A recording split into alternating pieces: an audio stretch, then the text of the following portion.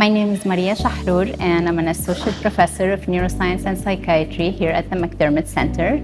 And this is a day in my lab.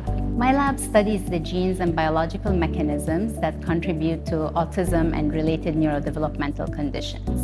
We want to find these genes, and then we want to understand how variants in these genes affect brain development and ultimately change the way that the brain functions. So our hope is that whatever we find in the lab can inform how these conditions are diagnosed and how they're treated.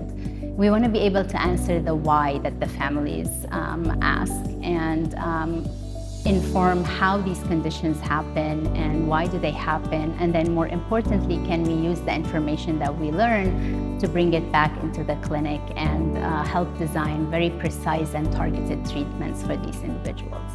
A day in the lab is rarely about one big breakthrough. It's a collection of these small steps that over time they add up to something meaningful, like how the human brain develops and how might we help when something goes wrong or it goes not according to plan.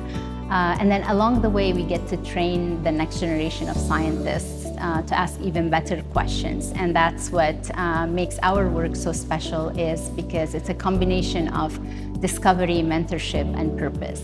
I've always been interested in human genetics and the brain is sort of this final frontier in science, and so I've always been interested in unlocking the mysteries of the brain, and what better way to do it than to use human genetics.